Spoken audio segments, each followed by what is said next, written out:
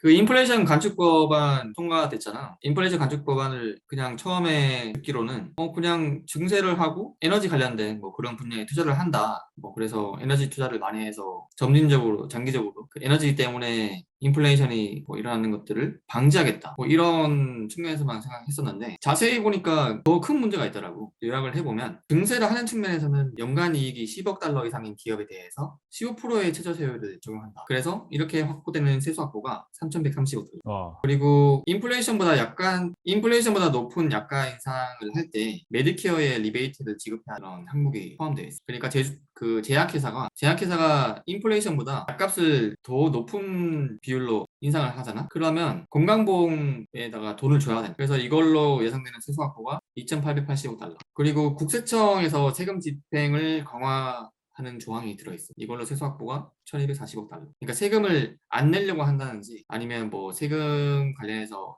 좀 적게 내려고 그런 행위를 한다든지 뭐 그런 거에 대해서 좀 더 확실하게 세금을 거두기 위해서 강화하겠다는. 그리고 자사주 매입에 대해서 그 매입하는 그 규모에 대해서 1% 세금을 부과하는 조항이 들어있어. 이걸로 세수 확보가 740억 달러. 근데 여기 가장 중요한 건 어쨌든 가장 위에 있는 15%에 대한 최저세율 저 부분인 것 같아서 좀 더 자세하게 얘기를 해볼게. 어쨌든 저렇게 증세를 한 다음에 지출은 건강보험 보조금 확대를 지금까지 했었는데 이걸 3년간 연장을 한대. 그렇게 나가는 지출이 645달러. 그리고 이제 가장 많이 지출이 되는 부분이 에너지 안보 및 기후변화 해결을 위한 투자인데 뭐 여기에 3,690억 달러를 투자하겠다라고 발표를 했어. 그러면 이렇게 한 경우에는 재정 흑자가 3천억 달러. 그럼 정부 입장에서는 재정 지출이 줄어들고 세수 확보가 더 되는 거니까 좋은 점이긴 하지. 근데 기업 측면에서 좋은지는 전혀 모르겠다는 거. 이 표는 그 애플과 3M의 최근 연도에 냈던 세금을 나타낸 표인데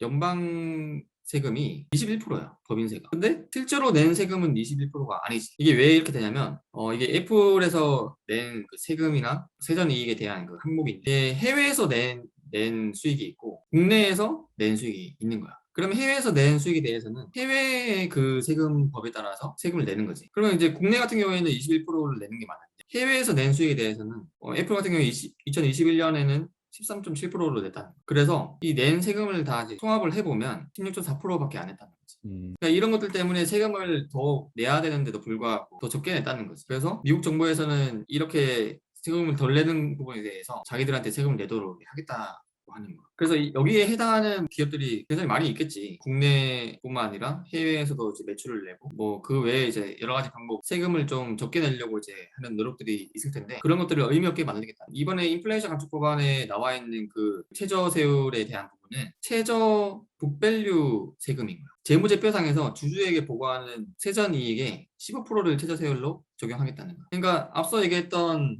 이 애플의 경우를 보면 이렇게 세금을 낼 수가 없는 거지. 세전 이익이 1,000억대 정도가 되니까 이 세전 이익에 대해서 의무적으로 15% 정도를 부과를 하겠다. 그러면 연방 세금 21%를 내는 부분은 뭐 국내 수익에 대해서 21%를 적용하겠지. 그리고 해외 세금에 대해서는 지금 13.7%를 낸 건데 이거를 15%와의 차이가 있으니까 15%만큼이 더 내든지. 그러니까 해외에서 발생하는 매출에 대한 세금을 올린다는 거예요? 뭐 정확하게 그 얘기인지는 모르겠어. 그 얘기인지는 모르겠고 딱 정확하게 말한 거는 재무제표상에서 주주에 보고하는 세전이익의 15%를 최저세율로 적용하겠다 이거거든. 무조건. 해외에서 내는 세금도 있을 건데 그거 무시하고 그걸 이미 내야 되는데도 불구하고 그거 외에 추가로 또 세전이익의 15%를 더 무조건 내게 만들겠다는 건가? 내가 보기에는 그 옛날에 바이든이 그 당선되고 나서 글로벌 최저법인세 시행하자고 15%로 이제 최저세율 하자. 왜냐면 이제 애플이나 이런 기업들이 다 그 조세 회피처로 이제 기업 다 이전해 버리니까 뭐 케이먼 제도나 뭐 그런 데로. 그래서 음. 그거 방지하자고 그 바이든이 제청했었는데 뉴스 기사 보니까 7월 1일에 2021년? 2021년 7월 1일에 그 파리 OECD 회의에서 130개국이 15% 세율 글로벌 최저범위세 합의했다고 이렇게 외신 보도가 된 것 같은데 음. 아마 요거 토대로 해가지고 그 형 그 앞에 슬라이드 보면은 애플 어쨌든 그 미국 안에서 법인세 그건 21.2%인데 Foreign Effective Tax Rate이 13.7%면은 아마 이 13.7%보다 1.3%더 올린 15% 적용해가지고 음. 아마 그 세금을 때릴 것 같아. 그럼 이제 월드와이드 이펙티브 텍스 레이스도 더 올라가서 그것들이 이제 반영된 게 아마 그 세금을 더 걷게 되는 세수 확보 차원에서 그게 음. 되는 것 같아. 추정을 해보면 나도 자세히 잘 모르겠지만. 예상을 해보면 저 애플의 경우를 21년도에 13.7%를 냈다고 한다면은 그런 미국 정부에는 1.3% 정도를 더 내는 식으로 할 것 같아. 그렇지. 그 8.2, 8.9, 8.3 그 옛날에 냈던 건 이제 거의 더블이 되는 거고 15%까지 되니까. 그렇게 하는 게 합리적인 것 같아요. 그래서 이 법안에 영향을 좀 받을 수 있는 그런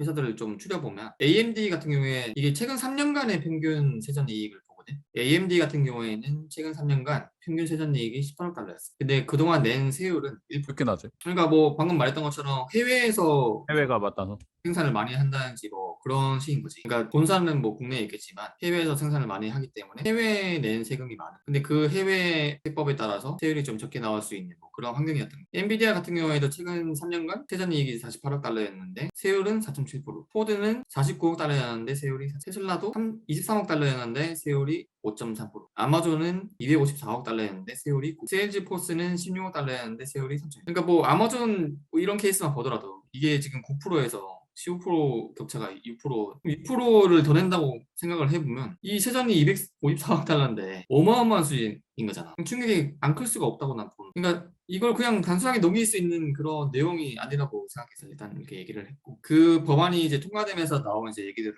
골드만삭스에서는 세금 증세로 2023년까지 S&P 500 기업의 EPS가 거의 한 1.5% 정도 감소할 것이다 라고 예상을. 특히 헬스케어와 IT 섹터에서 순이익이 크게 감소할 것으로 예상을 했어. UBS에서는 S&P 500 기업 기준으로 EPS가 1% 정도 감소할 것이다 라고 했고, 토마스 헤이즈라고 그레이트 힐 캐피탈의 회장인데 이 사람은 올해 말까지 자사주 매입이 가속화될 것이라고 했어. 그러니까 내년부터 적용되는 거기 때문에 자사주를 매입을 할 계획이라면 올해 빨리 끝내버려야 된다. 그래서 자사주 매입 때문에 시장 상승하는데 좀 도움이 될 수 있을 것이다. 뭐 이렇게 얘기를 했어. T운용사의 매니저인 존 페트라이즈라는 사람은 높은 법인세로 기업 이익 마진을 압박할 위험이 있다. 높은 세금이 고용 인센티브를 감소시키고 공장 자동화에 대한 카펙스를 촉진시킬 것이라고 얘기. 그러면 이 전망대로 만약에 간다고 한다면 고용이 더 안 좋아지겠지. 그러면 마찬가지로 고용이 안 좋아지면 또 소득이 줄고 소득이 줄면 소비가 줄고 그러면 미국 경제에 안 좋을 것이다 라고 볼 수 있는 거예요. 그 AMD 앞에 있는 거 그 세금 1%였잖아. 이거 이제 찾아보니까 세계 3대 조세 회피처 중에 하나가 이제 케이만 군도 있는데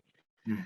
여기 보니까 그 2000년 이후 그러니까 반도체 전문 업체 AMD가 그러니까 일단 2009년 기준으로 2,900건의 특허를 케이만 군도에 있는 글로벌 파운드리에 양도하면서 가장 많은 특허를 보유한 조세 회피처가 됐는데 그러면은 얘네가 그 특허 로열티나 뭐 이런 거 사용하는 거에 대해서 이제 돈을 벌어들이면 그걸 세금을 내야 되는데 여기가 IP가 빵인가? 세율이? 와, 대박이다. 그러니까 그러니까 특허로 돈을 벌어도 세율을 이제 하나도 안 낸다는 거지. 케이만군도, 룩셈부르크, 버뮤다, 뭐 바하마 이런 데는 로열티 및 이자 소득세가 면제다. 근데 뭐 조금은 내는 것 같아. 다 얘네 뭐 엔비디아, 포드, 테슬라 아마 다 그럴 거야. 특허 다 저기 조세 피처로 이동해 놓고 그러니까 이제 미국 입장에서도 화가 나지. 그래서 그런지 지금 엔비디아도 그렇고 기술주 전반적으로 지금 하락하고 있어. 지금 장 열렸는데 이 영향 때문에 하락하는 것 같네. AMD가 지금 2% 하락 중이고 엔비디아는 2.8% 하락. 주가도 다시 오르고 있고 90불 이하로는 절대로 안 떨어지네 이게. 하방이 되게 견고하네. WTI? 네, WTI도 잘 안 빠지고. 그러니까 나는 지금 에너지 섹터 고버스 타놨는데 이거 어차피 근데 지금은 소비가 아직까지는 살아 있으니까 괜찮은 것 같은데 하반기 중으로는 더 많이 빠지지 않을까 싶긴 해. 그러니까 내일 저녁에 나오는 CPI 그게 지금 컨센이 8.7%인데 내가 아까 그 카톡에다가 8.9% 주장한 게 뭐냐면은 그 내가 올해 1월부터 7월까지 CPI 그 기관들이 다 이제 컨센을 예측하잖아. 근데 최근에 한 3, 4개월 정도 잘 맞춘 데가 스코티아거든. 스코티아 뱅크인지 아마 은행인 것 같은데 그쪽에서 잘 맞췄는데 걔가 8.9%좀 올려놓기도 했고 그 다음에 뭐 유가나 사실 이런 게 빠졌긴 했는데 식품가나 뭐 전방위적으로 인플레가 좀 스며든 게 있는데 쪽이 좀 반영되면은 인플레가 그렇게 쉽게 잡히지 않을 것 같기도 하다는 좀 생각도 들고 또 앞으로 좀 우려되는 대목이 하나가 미중 갈등 뭐 군사적으로는 크게 이제 안 일어났지만 대만 해역을 이제 중국이 봉쇄하면 어쨌든 그쪽 지나가는 무역선들 그러니까 공급망에 대한 리드 타임이 또 길어질 수가 있다 보니까 그것도 약간 리스크 요소로 좀 고려를 좀 해봐야 될 것 같다는 생각도 들었어. 좋은 소식이네. 나처럼 하락론자한테는 좋은 얘기인 것 같아. 아니 최근에 반등을 좀 해가지고 되게 기분이 안 좋은데 아니 나, 롱은니로 하는 데도 많잖아요 아직. 나도 롱도 있어. 옵션만 되는 거 아니니까. 근데 교원에서 하면은 지금 롱으로 가는 것도 나쁘지 않은 것 같아. 개별 종목단에서. 증신의 하락을 하는 게 맞다. 이렇게 난 생각하고 있어. 결론은 그래서 인플레이션 간축 법안이 통과되면서 기업들의 순이익에 더 영향을 많이 미칠 것 같고 내년 되면 우리가 예상할 수 있는 그 EPS보다 더 많이 빠질 수밖에 없을 것 같다. EPS가. 그러면 그 최근에 퀀트로 좀 분석을 한 그 자료가 있는데 거기에서 보면 지수의 상승이냐 하락이냐를 보는 기준은 EPS와 통화량의 어느 함수라는 정도. 그래서 EPS가 하락하게 되면 상승을 하더라도 상승이 둔화되면 지수는 하락하거든. 그 모델에 따르면. 음. 그러니까 상승하더라도 하락을 하게 되는데 둔화가 되면. 근데 오히려 이 법안 자체는 EPS가 아예 더 감소하게 되는 영향을 미치는 거죠. 그러면 성장성이 좋아서 뭐 현재 수준보다 더 약간 높은 수준에서 EPS가 결정될 수 있다고 하더라도 어쨌든 이 법안 때문에 더 EPS는 작은 형태로 EPS는 더 줄어든 형태로 나올 수밖에 없을 것 같아. 생각보다 영향이 클 수도 있다. 뭐 앞전에 골드만삭스나 뭐 UBS 같은 경우에는 1% 정도 감소에 영향을 미칠 것이다라고 했는데 1% 정도가 아닐 것 같다고 난 생각하거든. S&P 500 기준으로 지금 트레일링 PER이 지금 20 정도거든. 20 정도 수준인데 그러면 20 정도 수준이 유지가 되려면 EPS가 성장성이 어느 정도 나와줘야지만 적정한 PER이 20이라는. 근데 EPS는 점진적으로 지금 둔화되고 있는데 근데 거기에 플러스 저희 인플레이션 감축법 때문에 EPS가 더 둔화될 수 있는 요인이 줄어드니까. 그러면 당연히 시장은 더 힘들어졌어. 뭐 그런 이유로 지금 시장이 이미 프라이싱을 하고 있는 것 같아요. 지금 나스닥 기준으로는 0.8% 지금 하락 중이고 S&P로는 0.18% 정도 하락하고 있어. 그 채팅방에 그 월요일 기준으로 해가지고 블룸버그 그 미국이랑 이거 뭐 S&P 500은 아니고 이제 각국 그 PER, PBR, EPS 그 포워드 기준으로 해서 그냥 올렸으니까 참고하시면 좋을 것 같습니다. 포워드 기준은 17.9배구나. 한국이 싸네요. 한국 엄청 지금 저평가예요. 지금 되게 저렴한 좋다. 상태긴 하죠. 그래서 외국인 좀 매수가 많이 들어왔던 것 같고 오늘도 좀 많이 들어온 것 같은데 그거. 그래서 지수가 2,900 모르겠어요. 내일도 오를지 모르겠는데 잘 안 빠지네요 아직까지. 뭐 더 빠져야 되지 않을까? 근데 이게 한국이 그럴 수밖에 없다고 생각하는 게 지금 뭐 무역 분쟁도 있고 중국이랑 아직 관계가 계속 안 좋아지고 있잖아. 그 뭐 레이 달리오가 또 영상 하나 올렸던데 레이 달리오가 나름대로 계산하는 그 미중 간의 관계에 대한 그 지표를 보면 역대 지금 최고치를 찍고 있거든. 아 최고 안 좋다.